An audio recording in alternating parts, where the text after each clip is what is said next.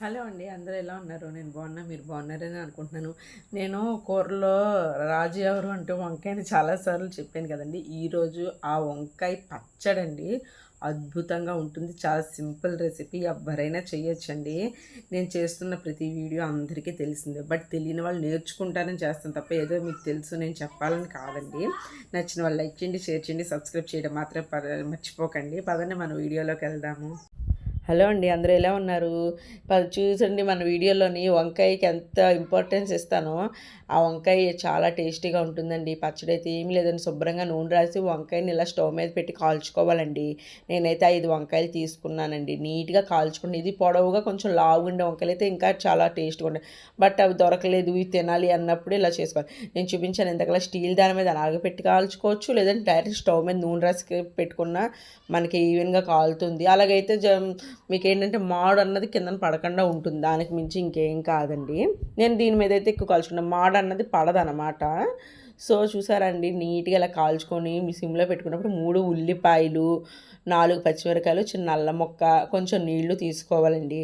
తీసుకొని ఇవన్నీ చిన్న చిన్న ముక్కలుగా కత్తిపీటతో కోసుకోవాలండి. ఎలా కోసుకోవాలి, ఎలాగ ఈవెన్గా అన్నది చూద్దాము. చూసారండి, అల్లం పచ్చిమిరకాయలు అలా కోసుకొని, ఉల్లిపాయలు ఇలా రజంలా కోసుకొని, ఇందాక నీళ్లు చూపించాను కదా, ఆ నీళ్ళల్లోని నిమ్మకాయ సైజు అంత చింతపండు, ఇది పాత చింతపండులండి. నేను మార్నింగ్ తీసి పెట్టిన కొంచెం చింతపండు ఉంటే అది కూడా ఇందులో వేసేసాను. సో నిమ్మకాయ సైజు అంత చింతపండు మీరు గుజ్జు తీసుకోవాలి మెత్తగాని. చూడండి, నేను గుజ్జు తీసేసుకున్నాను కదా. చూసారా అండి, ఆ నీళ్లు మీకు ఫస్ట్ చూపించిన నీళ్ళల్లోనేమొచ్చి వంకాయలు నానబెట్టి ఉంచాను అనమాట. పీల్ అన్నది బాగా వస్తుంది.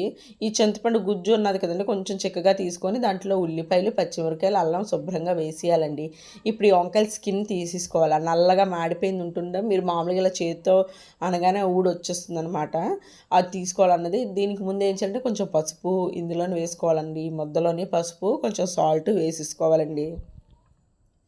నీట్గా వేసేసుకున్న తర్వాత ఈ పచ్చిమిరకాయలు చూసారా అండి, ఇవన్నీ కలిసి ముందు ఏం చేయాలంటే ఈ వంకాయ చూడండి, నేను ఎలా తీసుకున్నాను ఇలా మొత్తగా మీరు తీసుకోవాలి. స్కిన్ మొత్తం తీస్తే ఇలా మొద్ద ఉంటుంది కదండి, పొరుగులు అవి లేకుండా చూసుకొని నీట్గా ఇది కూడా ఇందులో వేసేసుకోవాలండి.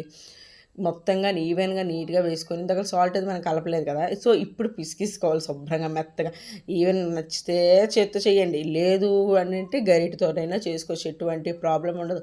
కానీ చేత్తో చేస్తే ఏంటంటే ప్రతి అణువుకి ఉల్లి రసం ఏంటి, తర్వాత పచ్చిమిరకాయల సారం ఏంటి, మొత్తం అంతా దిగి అమృతంలా ఉంటుందండి.